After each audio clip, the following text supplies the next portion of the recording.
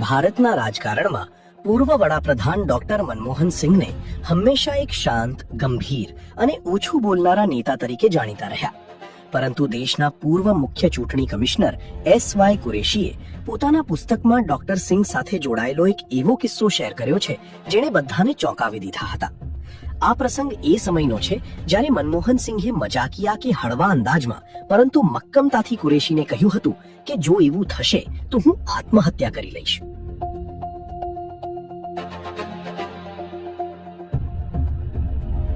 ભારતના પૂર્વ મુખ્ય ચૂંટણી કમિશનર એસ.વાય. કુરેશીએ પોતાના નવા પુસ્તક ઇન્ડિયા એન્ડ આઈમાં યુપીએ સરકારના સમયનો એક એવો ચોંકાવનારો કિસ્સો જાહેર કર્યો છે જેણે દેશના રાજકારણમાં ગરમાવો લાવી દીધો છે.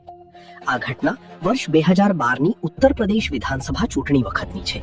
તે સમયે ચૂંટણી પ્રચાર દરમિયાન તત્કાલીન કેન્દ્રીય કાયદા મંત્રી સલમાન ખુરશીદે અનામત અંગે એક મોટું નિવેદન આપ્યું હતું.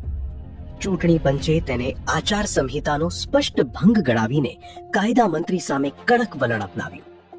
ચૂંટણી પંચની આ કડકાઈથી નારાજ કોંગ્રેસના કેટલાક મંત્રીઓ અને નેતાઓએ ચૂંટણી પંચ વિરુદ્ધ આકરા પ્રહારો શરૂ કર્યા અને ટિપ્પણીઓ કરી કે ચૂંટણી પંચ ઘમંડી થઈ ગયું છે. આ ટિપ્પણીઓથી તત્કાલીન મુખ્ય ચૂંટણી કમિશનર એસ.વાય. કુરેશી અત્યંત નારાજ અને દુઃખી થયા. તેમણે વડાપ્રધાનના તત્કાલીન મીડિયા સલાહકાર હરીશ ખારે સાથે સંપર્ક કર્યો અને સ્પષ્ટ ચેતવણી આપી કે જો મેં પ્રેસ કોન્ફરન્સ બોલાવીને સાચી હકીકતો દેશ સામે મૂકી તો સરકાર માટે મોઢું છુપાવવું મુશ્કેલ થઈ જશે. મહેરબાની કરીને આ વાત વડાપ્રધાન સુધી પહોંચાડો. હરીશ ખારેએ વિલંબ વિના આ આખી ઘટના અને કુરેશીનો ગુસ્સો વડાપ્રધાન ડોક્ટર મનમોહન સિંહ સમક્ષ રજૂ કર્યો. લોકશાહીની સંસ્થાઓનું સન્માન કરનારા ડોક્ટર સિંહ માટે આ વાત અસહ્ય હતી.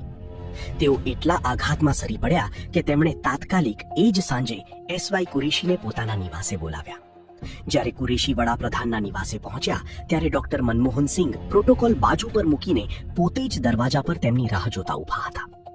બેઠકની શરૂઆત થાય તે પહેલા જ અત્યંત ભાવુક અને દુઃખી અવાજે વડાપ્રધાને તેમને કહ્યું, કુરેશી સાહેબ, જો ચૂંટણી પંચ એવું વિચારતું હોય કે હું કે મારી સરકાર લોકશાહીની સંસ્થાઓનું સન્માન નથી કરતી તો મારી પાસે આત્મહત્યા કરવા સિવાય કોઈ રસ્તો નથી.